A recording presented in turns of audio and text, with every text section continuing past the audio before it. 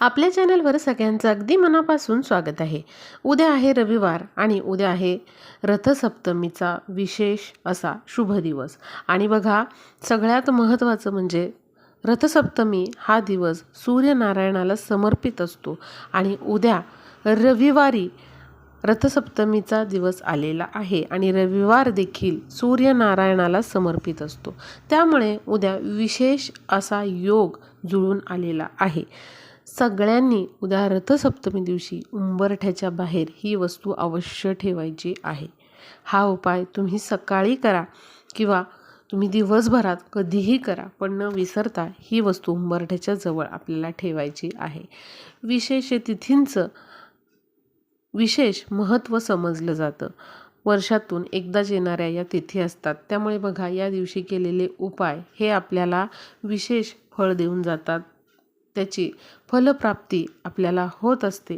त्यामुळे विशेष अशा खास तिथींदिवशी केलेले उपाय देखील आपल्याला खूप चांगले शुभफळं देतात। आपल्या आयुष्यामधल्या अडीअडचणी, संकट असतील, आजारपणं असतील, तर ती देखील या उपायांमुळे दूर होतात। त्यामुळे बघा, उद्या रथसप्तमीच्या विशेष दिवशी तुम्ही हा उपाय नक्की करा। तुम्ही दिवसभरात कधीही करू शकता, दिवसभरात वेळ मिळाला नाही तुम्हाला तरी देखील तुम्ही हा उपाय संध्याकाळीच्या वेळेला पण करू शकता, पण न विसरता ही वस्तू तुम्ही उंबरठ्याच्या जवळ ठेवायची आहे, कारण वर्षातून एकदाच करण्याचा हा उपाय आहे। त्यामुळे प्रत्येकाने हा उपाय करायचा आहे। आता बघा, उद्या रविवारी आहे रथसप्तमी, त्यामुळे काही गोष्टी या नक्की तुम्ही पाळायच्या आहेत। ज्यांना कोणाला संक्रांतीच्या दिवशी सुगड पूजन करता आलेलं नाही किंवा काही अडचणी असतील, पिरियड आलेले असतील महिलांना, तर त्यांनी उद्या रथसप्तमी दिवशी सुगड पूजन केलं तरीही चालतं। त्यामुळे उद्या तुम्ही रथसप्तमी दिवशी देखील सुगड पूजन हे करू शकता। त्याचबरोबर बघा, उद्या रथसप्तमी दिवशी आपल्याला सकाळी उठल्याबरोबर सूर्यनारायणाला अर्घ्य द्यायचं आहे। एक तांब्याचं भांडं घ्या, त्यामध्ये स्वच्छ पाणी भरून घ्यायचं आहे आणि आपल्याला त्यामध्ये चिमूटभर हळद, थोडेसे तीळ टाकून आपल्याला सूर्यनारायणाला पूर्वेकडे तोंड करून अर्घ्य द्यायचं आहे आणि ओम सूर्याय नमः या मंत्राचा जप आपल्याला करायचा आहे। रथसप्तमी दिवशी जर आपण सूर्यनारायणाला अर्घ्य दिलं तर आपल्या आयुष्यामधील अनेक अडचणी ज्या आहेत किंवा कामातील विघ्न आहेत तर ती दूर होतात आणि जर तुमच्या डोक्यावर काही कर्ज असेल तर ते देखील हळूहळू कमी होतं। त्यामुळे नक्कीच तुम्ही उद्या सूर्यदेवाला अर्घ्य द्यायचं आहे। महिला पुरुष कोणीही हा उपाय करू शकतात। त्याचबरोबर फरशीच्या पाण्यामध्ये न विसरता उद्या चिमूटभर हळद आपल्याला टाकायची आहे आणि संपूर्ण घराची फरशी ही पुसून घ्यायची आहे। त्याचबरोबर आपल्याला सूर्याचं पूजन देखील करायचं आहे। त्यामुळे तुम्ही काय करा, देवघरामध्ये सूर्याचं चित्र किंवा सूर्याची रांगोळी किंवा सूर्याची प्रतिकृती जी आहे तर तिचं पूजन करायचं आहे। हळद, कुंकू, अक्षत अर्पण करून तुम्ही सूर्याचं पूजन करू शकता। आणि विशेष म्हणजे बघा, उद्या रथसप्तमी दिवशी आपल्याला दूध उतू घालवायचं असतं। त्यामुळे बघा, शक्य असेल तर तुम्ही छोटीशी चूल आणून त्यावर जे मातीचं सुगड आहे त्यामध्ये दूध भरून तर ते उतू घालवू शकता। ते शक्य नसेल तर तुम्ही तुमच्या किचनमध्ये गॅसवर भांडं ठेवायचं आहे। शक्य असेल तर मातीचं भांडं ठेवा, त्यामध्ये दूध भरायचं आहे किंवा जे कोणतं भांडं तुम्ही वापरणार आहात त्यामध्ये दूध आपल्याला भरायचं आहे आणि दूध आपल्याला उतू घालवायचं आहे। रथसप्तमी दिवशी घरामध्ये दूध उतू घालवणं हे अत्यंत शुभ समजलं जातं। खरं तर सूर्यप्रकाशामध्ये चुलीवर एखाद्या मातीच्या भांड्यामध्ये हे दूध उतू घालवलं जातं, पण आजकाल तेवढा वेळही कोणाला नाही आणि बघा, एवढी जे सामग्री लागते किंवा साहित्य लागतं ते पण उपलब्ध होत नाही। त्यामुळे तुम्ही गॅसवर देखील हे दूध उतू घालवू शकता, पण बघा अवश्य सगळ्यांनी हे जे दूध आहे तर ते उतू घालवायचं आहे। उद्या लवकर उठून आधी स्नान करून घ्यायचे आहे। अंघोळीच्या पाण्यामध्ये देखील आपल्याला हळद टाकायची आहे आणि थोडेसे पांढरे तीळ टाकून त्याने आपल्याला स्नान करून घ्यायचे आहे. आता त्यानंतर आपल्याला नित्य देवपूजा करायची आहे. तुम्ही मंगल कलशाची स्थापना देखील करू शकता.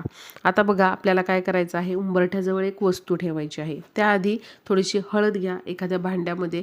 त्या हळदीमध्ये आपल्याला गंगाजल किंवा स्वच्छ पाणी मिसळायचं आहे आणि अशा प्रकारे ती हळद जी आहे तर ते आपल्याला संपूर्ण उंबरठ्याला लावून घ्यायची आहे. म्हणजे उंबरठ्याला हळदीचं लेपन हे करून घ्यायचं आहे. उद्या रथसप्तमीचा दिवस आहे, त्यामुळे हळदीचा वापर किंवा हळदीचे उपाय न विसरता करा. आपल्या उंबरठ्याला हळदीचं लेपन हे जरूर आपल्याला करायचं आहे.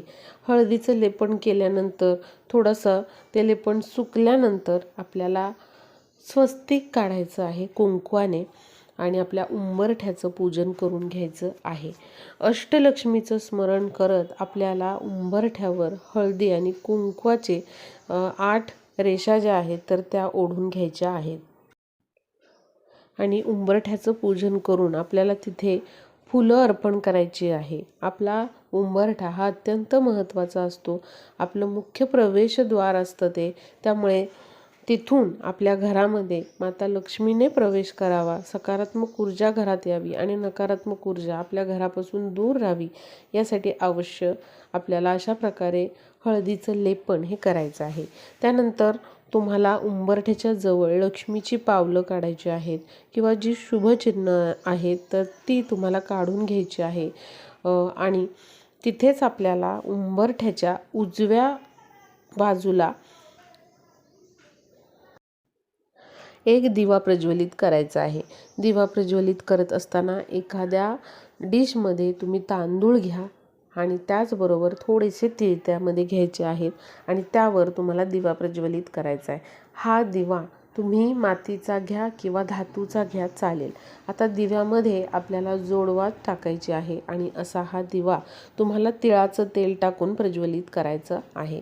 आता दिवा प्रज्वलित केल्यानंतर तुम्हाला दिव्याचं तोंड हे पूर्व दिशेकडे करायचं आहे. पूर्व दिशा ही सूर्यनारायणाची दिशा समजली जाते, त्यामुळे बघा दिव्याचं तोंड हे न विसरता आपल्याला पूर्व दिशेला करायचं आहे.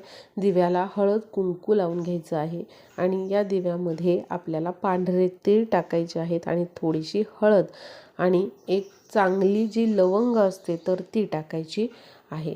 त्याचबरोबर एक कापराचा तुकडा देखील आपल्याला टाकायचा आहे. आता तुम्हाला समजलं असेल, पांढरे तीळ चिमूटभर आपल्याला हळद टाकायची आहे, एक लवंग टाकायची आहे चांगल्या फुलाची आणि एक कापूर त्यामध्ये टाकायचा आहे आणि पूर्व दिशेलाच तोंड करून आपल्याला हा दिवा जो आहे तर तो ठेवायचा आहे आणि तिथे बसून तुम्हाला 11 वेळा ओम सूर्याय नमः या मंत्राचा जप करायचा आहे. त्यानंतर तुम्हाला 11 वेळा तुमच्या कुलदेवीचा आणि 11 वेळा कुलदेवाचा जप हा करायचा आहे.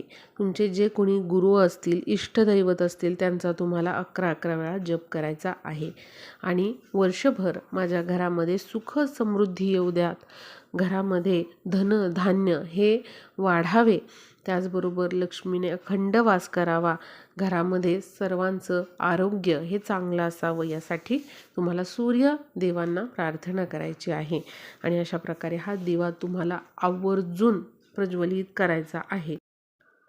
आणि जरी हा दिवा विझला तरी देखील तुम्ही त्यामध्ये पुन्हा तेल टाकून तो प्रज्वलित करू शकता. बघा, ज्यांना वेळ आहे त्यांनी अवश्य उद्या सकाळी हा दिवा प्रज्वलित करा किंवा दिवसभरात कधीही तुम्हाला वेळ असेल तेव्हा तुम्ही प्रज्वलित करा असा हा दिवा. दिवसभरात तुम्हाला काही कारणांमुळे जमलं नाही किंवा तुम्हाला काहीतरी अचानक काम आलेलं आहे, उपाय करायचा राहून गेलेला आहे, काही हरकत नाही, उद्या तुम्ही संध्याकाळी देखील असा हा उपाय करा. पण रथसप्तमी दिवशी न विसरता हा उपाय आपल्याला करायचा आहे. वर्षातून एकदाच करायचा हा उपाय आहे. दुसऱ्या दिवशी तो दिवा घासून तुम्ही पुन्हा वापरू शकता.